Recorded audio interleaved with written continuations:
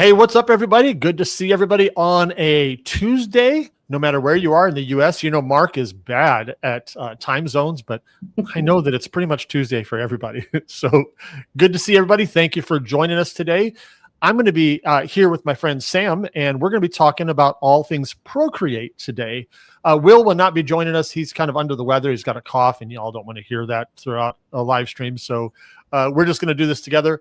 And Sam's going to be teaching at our conference here in August. So we just wanted to give you a chance, first of all, just to get to know her and to meet her and see what kind of teacher she is. And then also to follow her because she's got a lot of great resources for you as well. And Sam, would you take just a minute to introduce yourself? Maybe tell us how you got started with lasers, what's your connection to the laser community, when that happened, and Sure. and then I will also throw your contact information up on the screen while you're talking. So how did you get started with lasers?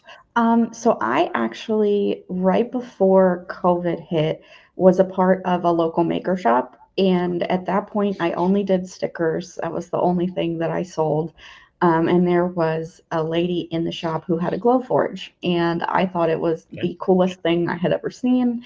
Right. And it just kind of stuck in my brain that that's what I wanted to do, is I wanted to make, larger scale projects. And so once COVID hit and we were kind of staying at home, my twin and I decided we were just going to get one. We did not do nearly enough research, but we got one. It arrived. We had no idea how to use it. We didn't even know what vector trace was.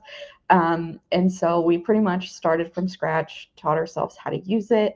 And that was in July. By September, I had people requesting files. So I started a file shop on Etsy, and I have been designing for lasers ever since. So it's going 5 years now. So tell me, I didn't know that. So you started with no knowledge at all in terms of the laser, Mhm. and you started getting people asking you for files. Where at that point in time, where were you? Like, were you in Facebook groups, or who Yeah, were the so people that were I was asking you? in the Glowforge Sign Makers group, and I posted a project I did, and I was so excited. It wasn't even painted yet, and people were like, "Where's Yeah. the file?" I didn't know what that meant. I naively thought that everyone who bought these machines was designing everything from scratch, that every project was like, okay, I have nothing, let's build it up here. The Yeah. world of file design was so new to me, but it was a really, really cool experience, and I kind of got to learn as I went, and the different things that people would request, like scoring patterns, kind of took off, and it ended up, I'm not calling myself a trendsetter, but it did kind of turn into a whole thing as more people started, learning the techniques, and then I started teaching them, and so that kind of brought me to where I am now with having laser design classes and a YouTube channel trying to help other people learn as well.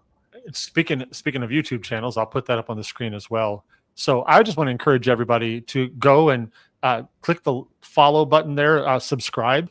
That way you'll get a chance to know when she's making new things. And I will also ask, go and watch a couple videos and hit the like button and leave some comments, because that really helps. I will tell you, that helps us both from the algorithm side, but more importantly, just to give us feedback.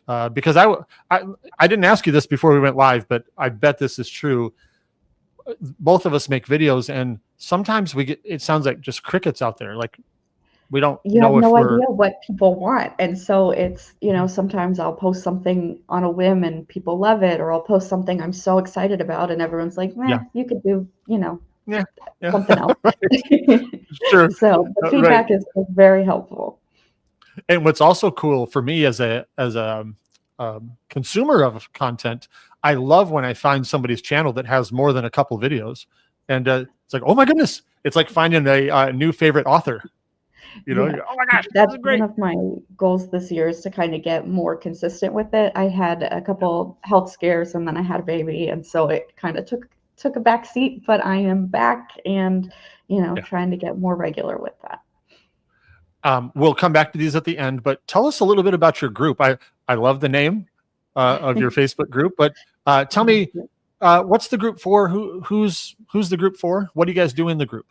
Honestly, it's for anybody, whether you want to learn to draw digitally, whether you need help with laser design, whether you just have a laser and you're too scared to use it and you need some people to hype you up. It's a smaller group, and I like to kind of keep it that way because it feels less intimidating than some of these Yes. larger pages that have, tens of thousands of people giving feedback that you might not necessarily be prepared for. I call it's a digital learning space. So whatever you want to know, whether it's just, hey, I just got Procreate and I don't know what the brushes mean, or if it's, Sam, I downloaded one of your files and I wanted to share a photo of the project. I encourage everyone to share what they're working on. It doesn't have to be something I created. I like to periodically post freebie projects. Sometimes we'll do, for a while, I did like every Wednesday I would post a simple drawing tutorial of like a certain style of flower, or we did like dragons and dinosaurs. And so that's another thing this year is I kind of want to ramp that up now that I have more time to do so. Yeah. But it's pretty much just for anybody looking for a community of like-minded, kind-hearted people in the digital art world. I love it. And I'll just say, because I know you won't say it, but I'll say it. If you guys are looking for just a really friendly space, that's one you should look at, because it is really, as creators at all different places in our journey, there are some communities that are not as friendly as others. And Sam's is a safe place. You should have called it Sam's little safe group, but just really seriously, she's very kind, and it's nice to be in a group that's led by somebody that's kind. So that's a big deal. Yeah, absolutely, and also patient, which is also a very nice thing. Everyone has So to start somewhere. And the people that kind of took me under their wing when I yeah, started, I want to do that for other people. So if I can help, I'm happy to do it. and I asked you a couple of questions before we started. By the way, I'm gonna use my host card, and I'm going to talk to Sam afterwards too. I'm going to ask a bunch of questions, maybe not today, but I'm really looking forward to it, because I know for me, as someone who has an iPad and who has Procreate, I found that when I opened it, I realized I didn't prepare myself. I literally just downloaded it and opened it and then stared at a Mhm. screen and went, I don't know what I'm doing. Yeah. And because I didn't seek out someone like you, I found myself spend a few minutes and go, I don't have any idea. And I just closed it. And I'm now realizing I've been missing out on some really cool things. So we're going to walk through here in just a minute a few things that Sam teaches in various ways, and these will be good examples of things that you'll be able to learn at the conference as well. So it's Mhm. a 90-minute class there, and she's going to. Right now, we're just going to kind of talk organically here, but she's going to walk you through things at the conference. It's going to be really great as well. So please, if you have any questions, if you're watching live, drop some questions in the chat. We'll do our best to get to there. I know a lot of you will be watching this later because you're at work or life is going on, and we'll do our best to keep up with questions that come in afterwards Mhm. as well. So don't be shy. If you have questions, drop them in the chat. So let's start this way. If I've never used Procreate, or if I'm brand new, give me a couple examples of things that Procreate can really excel at. And you gave me some examples here, but give me 2 or 3 or 4 examples of things that Procreate is a great tool for. It is absolutely fabulous for these handwriting traces that people do, whether you're doing engraved recipe boxes or cutting boards or jewelry where you're taking a loved one's handwriting and putting that on something. It's a really precise way that you can capture that detail, sometimes in a way that an image trace in a vector program can't. And I think that boils down just to the level of control and the way that the user interface is set up. But it's also really great for other projects that you might not understand how to do in a vector program. So I like to do a lot of line art, and I like for my lines to be very consistent. And I know sometimes when I'm working in Illustrator, making sure all of my lines are lining up and having the same thickness is a hassle. So you can Yes. draw with, a Oh, single width brush, and it Yes. makes it so easy to then turn that to a vector file from whatever raster image that you export. Hold on. That was too pretty for it to get out of the, bring that back in the camera here. Hold on. That is so pretty. So tell me, I want to know about Procreate, but what materials, what do you got going on there?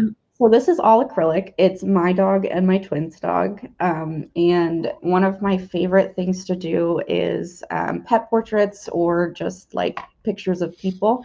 And I kind of figured out this stained glass inspired Very acrylic cool. technique that I teach. But with Procreate, all I do is I draw the outline, and I use a monoline brush that has that same thickness all throughout. And then I just take that outline and trace it in a vector program. And then when I release the compound path, I have all the components I need to make a laser project. So because that's something I've never done, I've never done anything like that, but I do the tracing part a lot. Yes. And so let me help everybody. We're going to have some samples here in just a second to talk through. But what I hear you saying is, you're creating these uniformly thick lines, and then when it comes out of Procreate, it's nice and clean. Yes, and it's so much easier than trying to trace from, a screenshot or from, something that you might have a reference that's not super clean, that might have lines on the paper that someone drew on. And by tracing it in Procreate, then it gives you a fresh, crisp image that you can do if you want to, your vector trace, and have very minimal editing that you have to do at that point. Yeah. I mean, as someone who hasn't used Procreate yet, but I can just imagine, man, if I got a Procreate trace from you, I know this is a bad example because you would not need me, but if I got one from you, I was like, oh my gosh, this is so clean. This is great. Because usually the ones I get are just rough. It takes so much time. It's so rough. Yeah. Yeah. That's great. So, so tracing things like handwriting. You can also use it if you're doing a logo conversion. I do a lot of those for other makers that I work with. Yeah. And sometimes in my brain, it just makes more sense to me to recreate that clean image before taking it into a vector program. So depending on what it is, if it's something that has like really thick lines or circles or anything that's very, it has to be very precise the way it looks. I like doing it in Procreate first and then taking it over and doing the vector trace and building from there. But so it's just like a tool that you can have in your arsenal if you're familiar with working with Affinity or Adobe and it's just not quite getting what you need. Yeah. The different approach really helps me kind of break down my projects if there's something that I can't accomplish in a vector program. I love it. And by the way, everybody, she's going to have a bunch. I've got them in front of me. We got a bunch of things she's going to walk through, and it's hard for me to hold on. We're going to get there in just a minute. But before anything else, Blake Sanborn, he says, I don't think I've met Sam yet. So Blake, hi, Sam Blake, there. Now you have. There you go. I'm a lurker in your group, and I see all the things that you do, and I think it's great. I just am not as active all the time. Well, you guys, I really enjoy both of you. You guys do a great job in your communities, and yeah, if you ever have the time to connect with Blake, he's fantastic. Absolutely. He's really great. So handwriting, logos, and we're going to look at a couple different types of logos here in just a second. I think you got that. So why don't we start? If you're ready, let me know if you're ready to share your screen there on your iPad, and I will put it up here in just a minute. Where do you want to start at? Do you want to start at the handwriting that we have in our notes? I think that's probably one of the bigger ones that people, when they hear Procreate, they think that, okay, we're going to do some tracing here. And I think that's a good place to start. All right, let me get that up on the screen here, and I will get our correct. Oh, nope. Let's do this right here. Okay, so here's I'm going to just let Sam run away. Oh, before you start, I have your website on the screen here. I'm sorry, I'm chasing a squirrel for just a second. If I, as a designer, if I needed to, can I hire you to trace some stuff for me? Is that a service you provide? It is, yes. I don't do a ton of them just because I also do work full time and I have a 17-month-old, so I have to be kind of picky about which projects I take Wait, on. you have a life? What is that about? Yeah. No, that's If it good. was up to me, I would work on them all day, every day. But my husband says I have to go to bed before midnight. So, So I'll put words in your mouth. You can correct me if I'm wrong, but if you guys need something, you can make a request. She may have to decline, or she may have to put it out in the future. yeah, Um, or I can refer you to somebody if it's not something I can take on. yeah, I absolutely love to do floral projects. I love to do, like intricate logo designs. yeah, Anything whimsical. Those are things that usually get pushed to the top of my list. yeah. But yeah, you can email me. It's just sam@samanthasdoodles.com. And I can let you know if it's something I can help with. I love it. Okay. All right. So let's start with this. I think you're going to talk to us about tracing handwriting. Is that where we're Yes. starting? Go for it. All All yours. right. So this is my handwriting samples that I pulled from Unsplash, which, if you don't know, is a royalty-free photo sharing website that you can download and use commercially. So that's a good resource to have if anyone didn't know about it. But you can see that this is not exactly the cleanest sample of handwriting. And there is a phrase here, if you can read it, it says, "I am in awe." So imagine that one of your clients came to you and said, "I want to take that and engrave it on a bracelet for my fiance for our wedding day." I think it's like a beautiful little Yes. sentiment. Um, if I took this right into Illustrator and tried to trace it as is, this is what happens. The Mm. contrast, the fact that there is a lot of different lighting there, it's in those lines, it's not going to be as easily traced using that computerized program. So this is where tracing by hand is going to come in handy. Um, and honestly, it's going to save you so much time. So I will show you how to pull out just that section in a moment.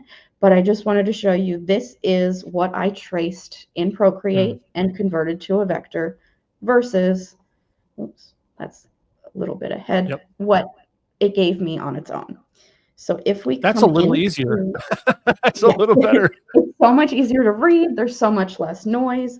It's just, it cuts down the hassle so much.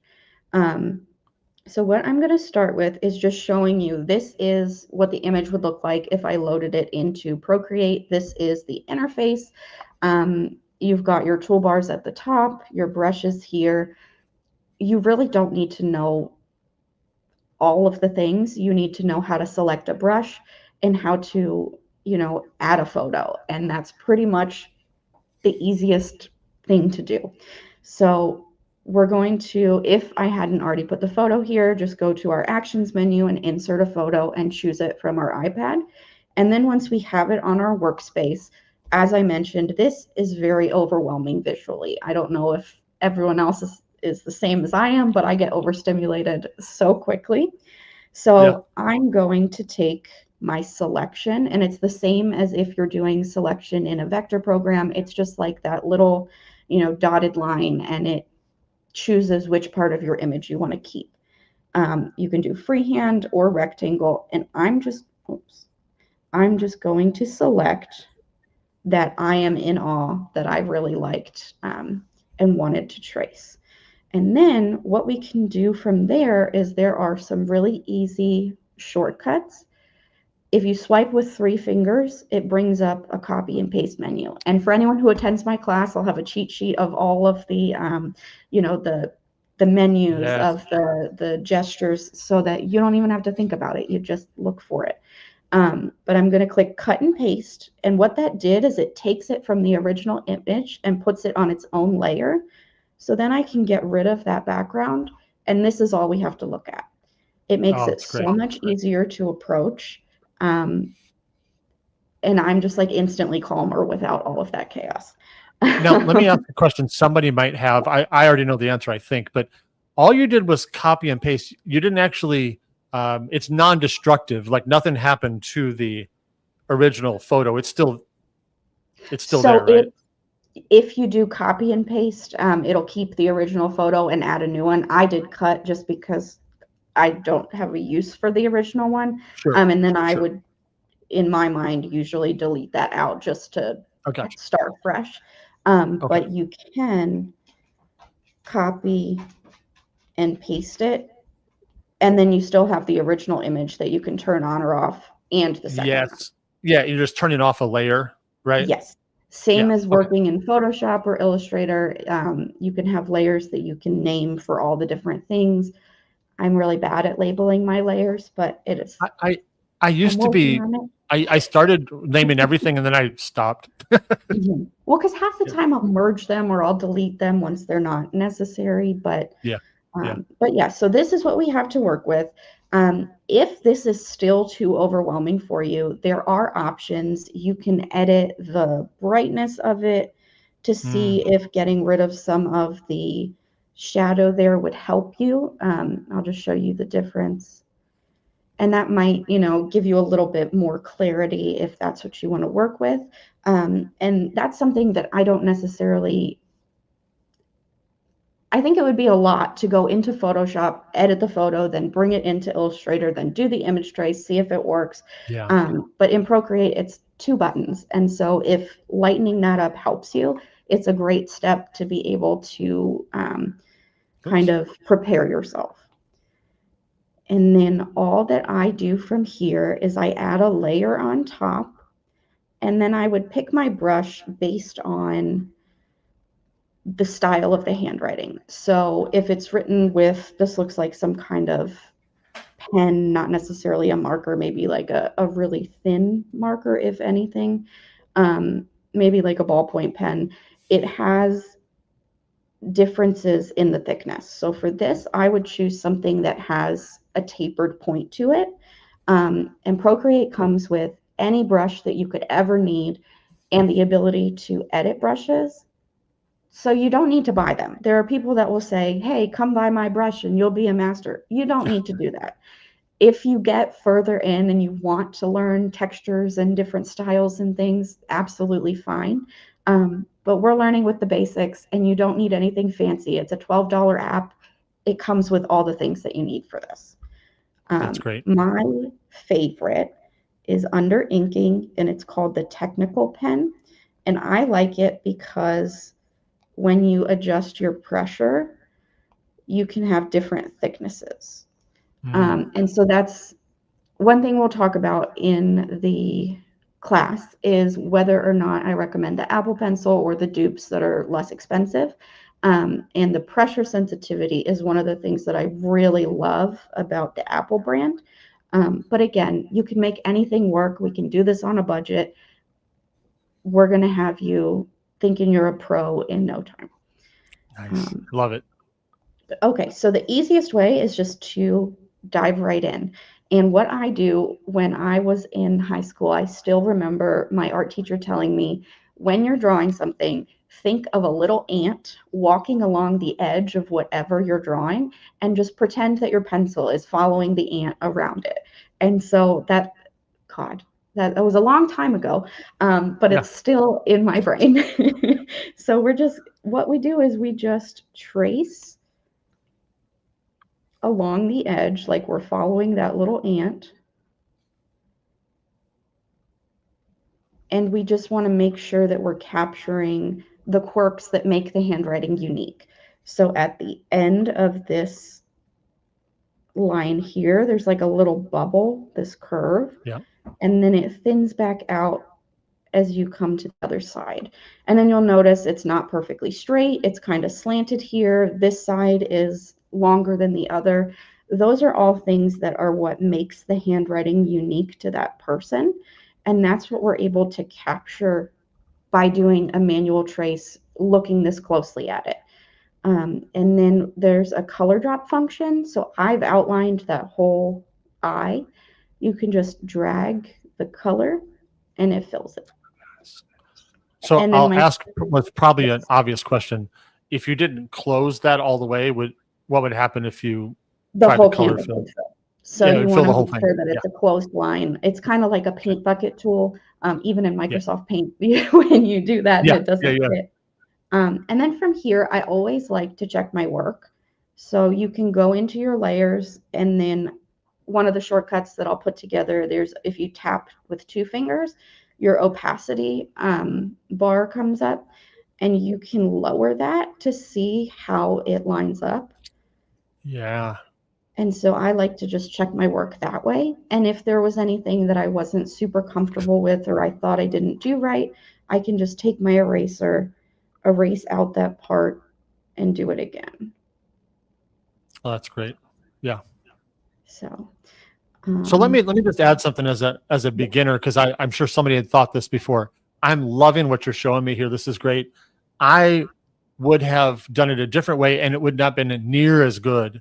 Like if I had taken a brush that was a consistent width, I would have probably just tried to make those 3 lines of the eye, and then it would have lost the shape that yes. you just showed us, right? Mm-hmm. Yeah, So that's there really are great. some handwriting samples, and even the font that I use for my brand, it looks like handwriting, but it's not.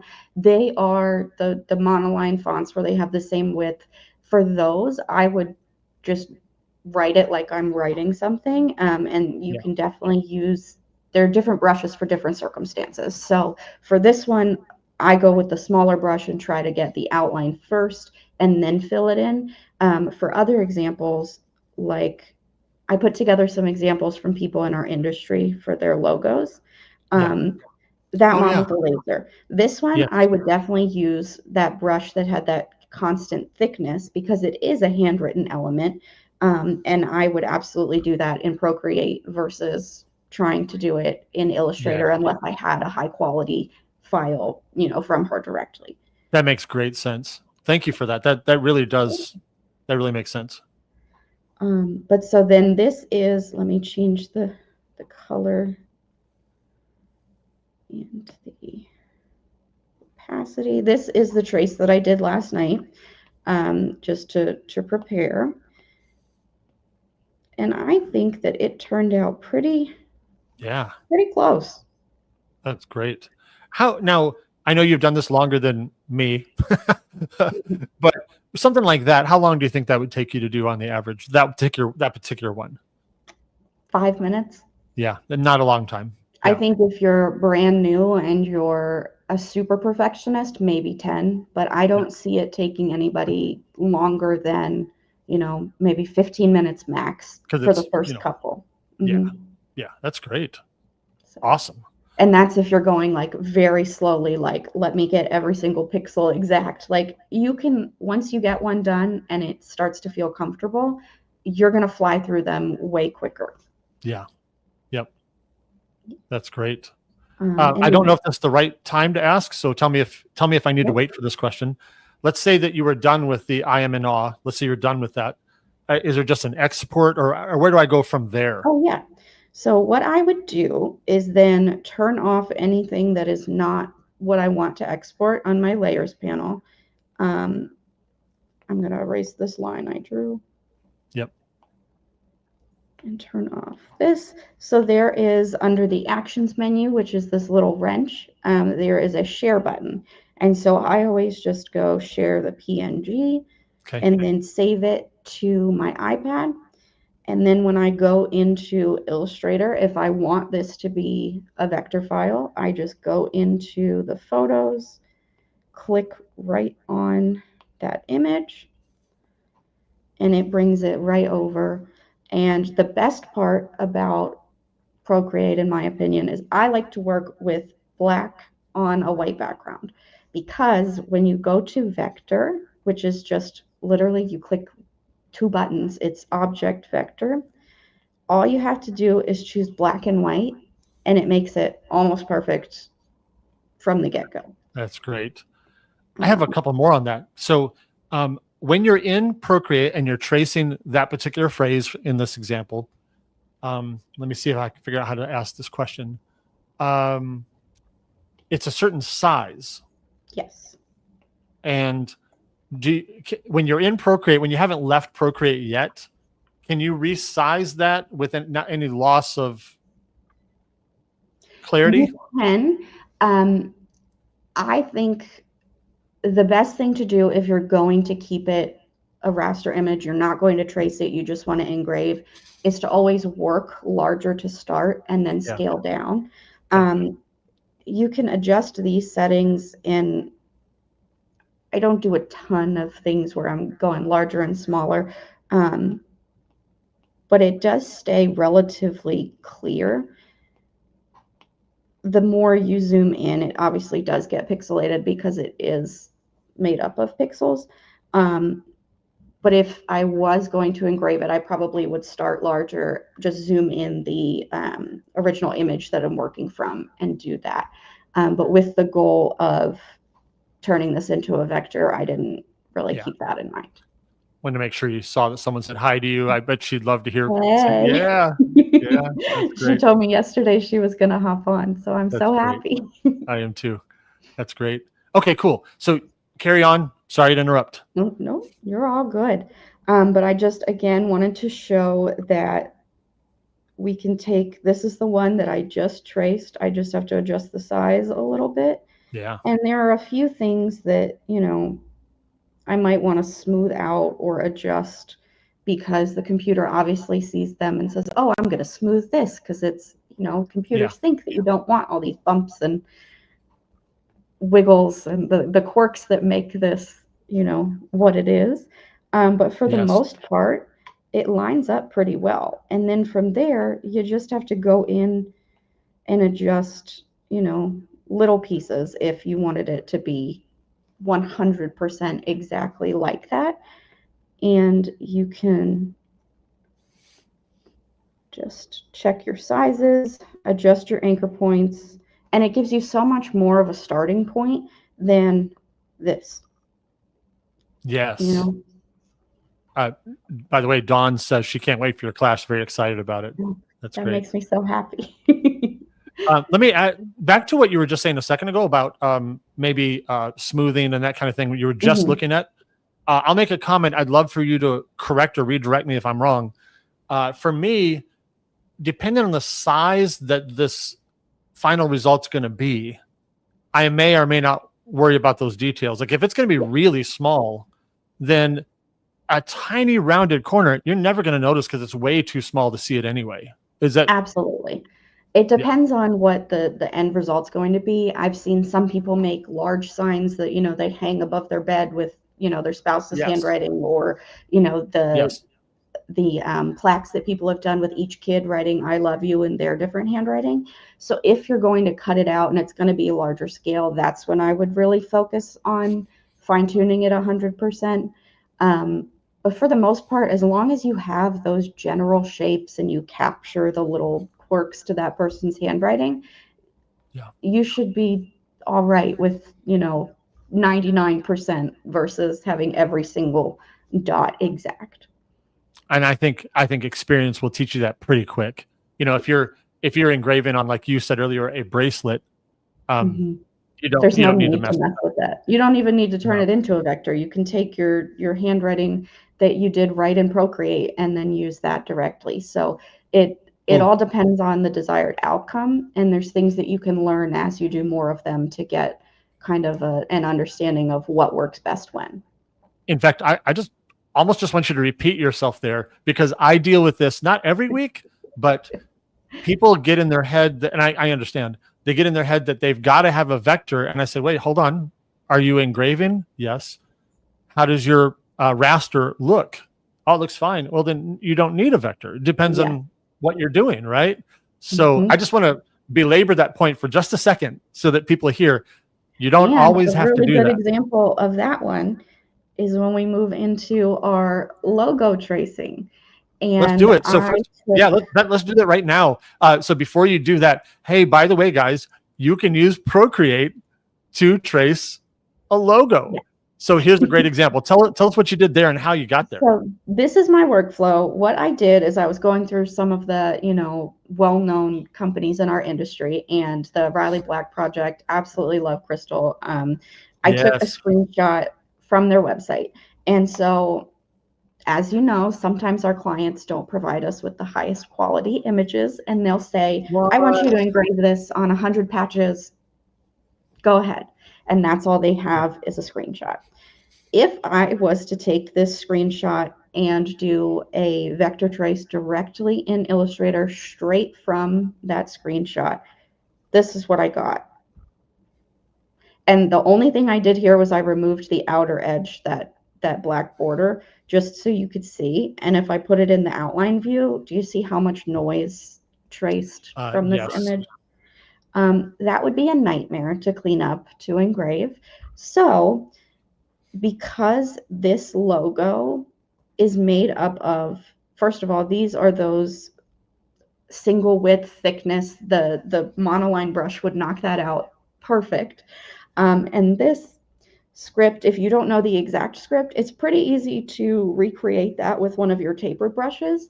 And because it's bold lines and it's relatively simple to reconstruct when you just look at, okay, it's lines and curves.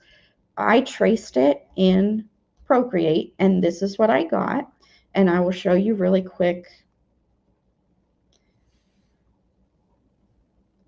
So this is the logo. This is what I Wow. did with my monoline brush. It's not perfect. I'm showing you it doesn't have to be perfect. This was really quick.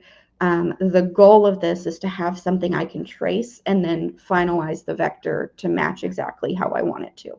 So I traced the text here. I did not add the tagline at the bottom because that's something I would do in my vector program because it's just simple text. But I wanted to get rid of these icons and the border. So that leaves me with a pretty okay trace of, the Riley Black Yeah. project that I did in, again, 5 minutes. Once I traced that, look at the difference with the noise. This line is just because there's that image there, but the only Yeah. spot on here that really requires cleanup was between these two letters. Everything else, like there's a Yeah. little dot here, but for the most part, all that noise that we had in that original trace is gone. And so what you can do from there, whether you're cutting or engraving, is just clean up that file a little bit instead of spending hours picking apart the different elements here, figuring out what's actually clean enough to trace, to print. Because even if I'm trying to select the lettering, look at all these things that are coming away as I'm just trying to select that K. Wow. So Yes. Ooh.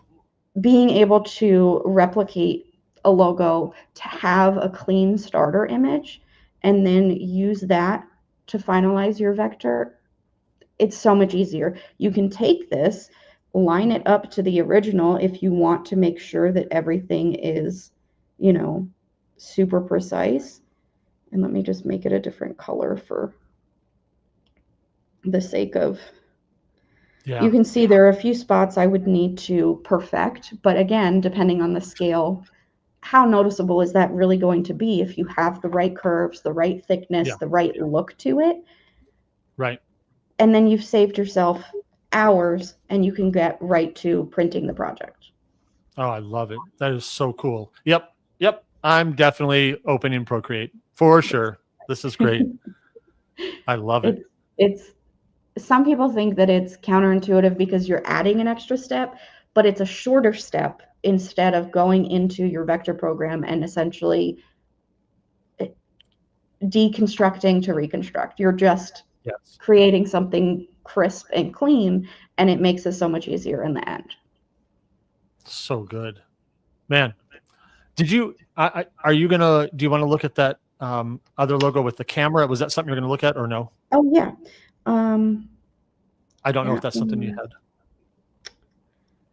I have that on. Let me make sure. And what we were thinking of was we were just looking at different types of logos you might get from people. And if I got this one right here from someone and I was using Illustrator, I can technically do it, but I'm not going to enjoy that very much. The way that I would approach this in Illustrator is I would zoom in and then I would essentially trace all of the negative space so that it Yeah. would leave, the stem, that outline of the flower. And if I could do this in Procreate, all I would need to do is trace the flower itself with whatever thickness I would want to match that. And I know there are probably other ways to do it in Illustrator. I am partial to the pencil tool because it just feels like it has the most control for me. But in Procreate, this would just be like, it would just be so easy. Yes. Let me So just I know you've got on another one we're going to look at in just a second, but I want to grab a question here. Robin's asking, so what vector program are you using there? And I believe you're using Illustrator for iPad. Is that correct, what you're Yes, doing there? I use Illustrator almost exclusively. I started with Inkscape, so I am familiar with it, but it's not my favorite. But I think that the iPad version of Illustrator is worth the money, and it changed the game for me in order to vector my designs. Now, do you primarily or exclusively use Illustrator on your iPad, or do you go from iPad to desktop? Or tell I'll me about do that. both. There are some features that the desktop version has that the iPad hasn't quite caught up to yet. Like the shape builder tool is much easier to use on the desktop.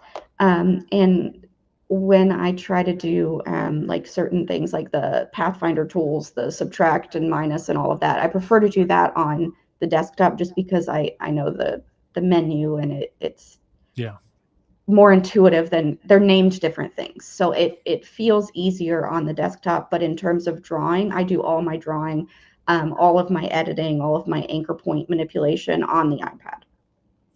That's great. So you showed me an example of if your logo has some really thick lines and you're trying to maintain a consistent line weight.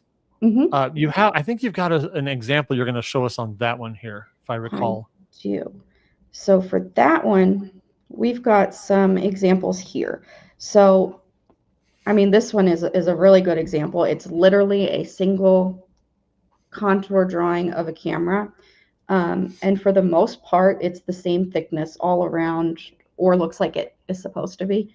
And what I would do for that one, let me just put it on my workspace, is I would take my monoline brush, which is under calligraphy. And something that I will go over in the longer class is how to edit the brushes to make sure that they are kind of suiting your needs. The one that's included is definitely a smaller max size, so we can go in and edit the size, make it work for all of our projects instead of having those limitations set. But I would essentially just figure out how thick this line needs to be, and then I would lower the opacity of this one just so I can see what I'm drawing on top of it. And then I would just trace. So again, if you have a really nice, clean image to start with, you could do an image trace and it would probably come out fine. A lot of the things I get to work off of are not super high quality. And so this was a screenshot of a screenshot. So it's in terms of there being a little bit too much noise, I like to just trace it myself and then I can adjust as needed. Now, I want to point out something you're doing that is really obvious, but maybe not to everybody. You're zooming and rotating to get it to be easy for your hand, right? To whatever angle you're doing it. And I think maybe if people are beginners, they don't realize they can do that. That's something that I'm guilty of trying to do on paper as well. I try to zoom in when I'm drawing on paper now because I do so much with the iPad. But all you have to do is pinch and slide your fingers and turn. And as long as you have two fingers touching the artboard, you can adjust which direction it goes. And I think that's probably one of the most helpful tools in Procreate, because you can, like, if you're trying to do this curve, it's a lot easier to do it when your hand's in the right position. Right. Versus like trying to come over here and do that one. So and kick your elbow way out and what all kinds of I'm also guilty of, like, I usually turn paper when I'm drawing on like not digitally. What's the word for that? Uh, Analog, I Yeah. guess. I don't know. And so this makes it easier. You can essentially turn your paper while you're working. But something that Mark and I talked about a lot is my hands shake. Hmm. And one of the coolest features is you can Oh, this edit is your cool. brushes. And Yeah. so let me just show you. This is with like a middle level of what's called streamline and stabilization. And you can still see that my hand tends to shake a tiny bit, but there's not like super noticeable there. In my brush, if I turn that off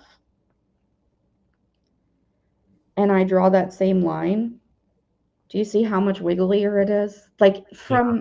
from really zoomed out, it might not be as noticeable, but when you get close, you can see all those spots where my hands have Yeah. shook. Yes. And Yes. then if you turn it all the way up, it gets even smoother. So it just depends on how much you want to be responsible for that yourself and how much you want the computer to kind of assist you. I like to keep mine somewhere in the middle. And then I find that when I'm tracing those lines, things just go smoother. And then you can Yeah. see this isn't 100% perfect, but that when I go to do my trace, I can adjust the points to get it exactly. And sometimes it's easier to manipulate the vector version than it is to, I can come back in here and Right. But fix. then technically you've been changing the thickness of the line, so Yes. yeah. So there's all sorts of ways to do it. I love to use Procreate as a tool in conjunction with whatever my vector program is. I feel like it's a whole other drawing style and it helps you to be able to incorporate more different types of projects into your arsenal. So the people that do the house traces, the people that do if you've seen those faceless portraits, there's a Yes. TikToker going around now who does silhouettes of children as it's like tattoo art, and she puts either birth flowers or script with them, and it's like the silhouette of their face with like their name worked into it. Those are all things that like I would do in Procreate, and then if I was going to do anything else with them, would convert them later on in Illustrator. But just the fact that I'm more comfortable in Procreate, and it has these little tips and tricks to make things easier when you're needing a consistent weight, when you need a perfect shape. So if there was a circle here, the really cool thing is I could draw a circle and hold it, and if I Oh, tap my screen, it makes it perfectly round. that's Do you know great. how hard it is to draw a perfect circle with a Uh, consistent thickness? yes. That's like the coolest part of this whole thing. I Yes. I don't like it as much um, for rectangles, but you can do it for rectangles as well or squares, and it's great. But the edges are rounded, so it just Okay. depends on if you want a perfectly pointed 90-degree angle, do it in Illustrator. Yeah. If you've got something that has rounded corners, Procreate and these specific combinations of brushes and functions work great for that. I love Um, it. Oh my gosh, time is moving so fast. sorry. So, no, I'm not sorry at all. This is great. So let's jump to you have in our notes. You have problem number 5. If you need perfect symmetry for a Yeah. project, talk to us about that. I see some examples. Walk us through that. A lot of the times, if you get requests for signage, they have elements that need to be symmetrical. I know for your new podcast logo, you've Yeah. got, the flourishes that are symmetrical, or this was just from Canva. Like somebody could put their name here and say, "This is what I want for the sign that's hanging in my office." Yeah. Um, you can do this in Illustrator, do half of it, flip it over, line everything up, merge it together, Yeah. or you can come into Procreate and you can use their symmetry tool. So under Canvas, they have something called a drawing guide, which you can turn on and edit, and they have symmetry options. So what this does is it mirrors your work, If you use the vertical, it will mirror over this vertical axis. Horizontal flips it up and down. Quadrant repeats it in the four corners, and radial makes it so if you're drawing like mandalas or flowers or anything that you want to be perfectly symmetrical around a central point. Yeah. Um, for the design examples that I showed you, the vertical symmetry would probably be the best one. And just for, I don't know, example purposes, if I'm drawing a house, oh yeah, you can also hold your lines and they'll become perfectly straight as well, just like the circles. So that's a really cool function. But everything I draw is repeated on the other side. Oh, wow.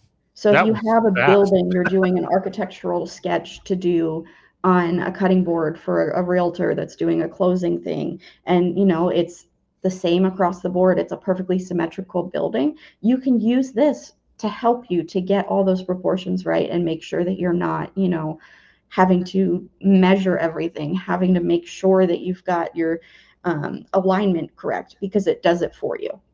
Okay, so I'm gonna go off script here and ask you a question about that. That is so cool. I'm looking I'm looking ahead at our notes.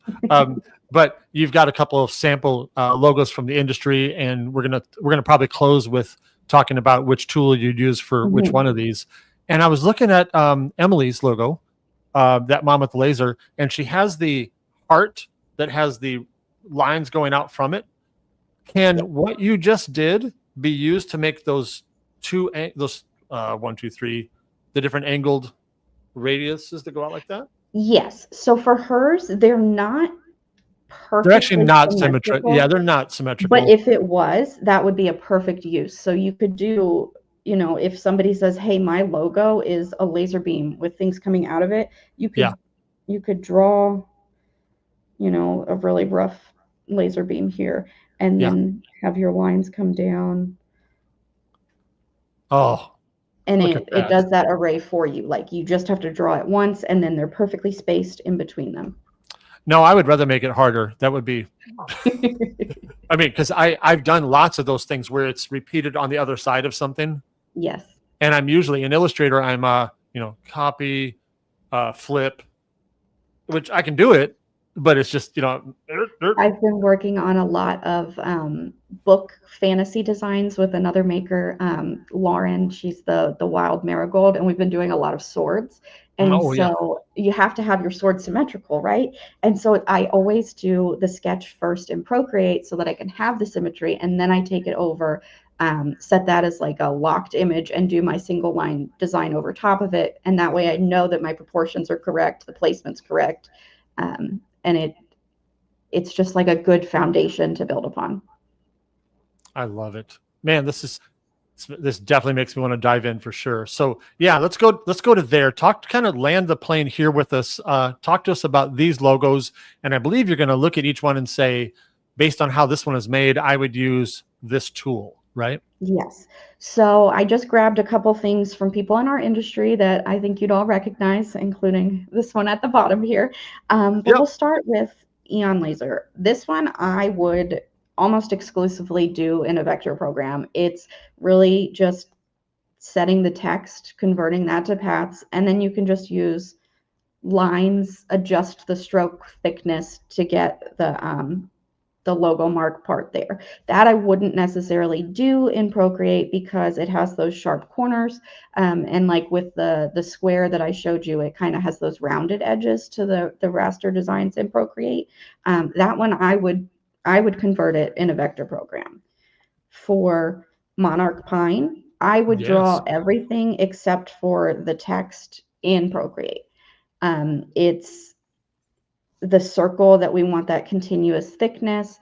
Even for this circle, we could do it with that continuous thickness and then erase to this part to get that point. And it just starts with you have that line that is, matches the ellipse shape that you need from drawing that. And then you can clean it up to give you the exact taper there. These elements, I would use a tapered brush to create, the same as with the handwriting. You would, start with the little part here and have the thickness get thinner and then just trace around those lines. And then I would do, type on a path and have it curved to do the text. But I think that one would be really easy to replicate in Procreate versus if I was doing it in Illustrator. Like I said earlier, the way I would do it is I use the pencil tool and I kind of trace like where it meets the negative space. And I feel like it's just a little bit more work than it would need to be than to just give myself that clean image from Procreate and go from there. That's great. For Emily, for that mom with a laser, this is all, as far as I can tell, it looks to be hand lettered. So I would go in Procreate and I would use my tapered brush for this one because it has different thicknesses. And then for this, I would use that monoline brush because it is the same thickness. And I would use that where you can hold the line and it makes those perfect straight lines, which is like one of the coolest things Procreate did because I can't draw a straight line to save my life. And so that one I would definitely do in Procreate and then bring over. If I needed a vector, I could go from there. But I would probably do that one entirely in Procreate. For push pause for just a second. I'm going to circle all the way back to something we said near the beginning. When you're doing something like, let's say Emily's or anybody's, I know for me, when I am given the file and they want me to make it into a vector because they don't know how to make that step, I just always want to emphasize, make it as big as you can, so that when I get it, it's not, a thumbnail, like a literal thumbnail, because then it's just really hard to get any detail out of it. I always try to set my artboard to whatever the finished project size is going to be. So if they say I'm making this into, a 6-inch design like this versus a 36-inch sign that's being hung in a business, that way I have the correct proportions that I can prepare myself and know that it's going to work for what I need. That's great. So yeah, Cerulean Tides. I love her, the waves and that's really cute. Yeah. And this one, so I've seen she's had a couple different versions. So there's sometimes she has the line art version, whether this is the one that's on the website right now. And then what I noticed when I tried to screenshot the text, it wouldn't let me. It kept cutting off the C on my iPad for some reason. And I think it was just user error. But that would be a really good example of when I could put that in Procreate, use a brush that has that thickness and just fill in the C, and then we're good to go. So there are always ways to do things in both programs, but the way my brain is wired is, okay, what's going to be the easiest, the least number of steps, and the least amount of time for me to get to where I want to be. So for this one, I would probably do this in Illustrator just because it has a lot of sharp points and precise shapes. But I would do the text in Procreate because it does have, those rounded corners, that consistent line thickness. And I find that if I'm trying to hand trace that with the pencil tool, I'm not going to get the same consistency in the line weight. And you can always do the image trace, but I find with text, if you're not just creating outlines of text, it never quite comes out right. So I agree. Yes. Oh, this is so good. Yeah. And then this one, yours, I would say, don't you have a vector file? But which I do, but let's act like we don't. Yeah, right. Yeah. I would ask first if you have these exact fonts, if you knew what they were, and then I would recreate it using those fonts, converting the fonts to outlines in my vector program.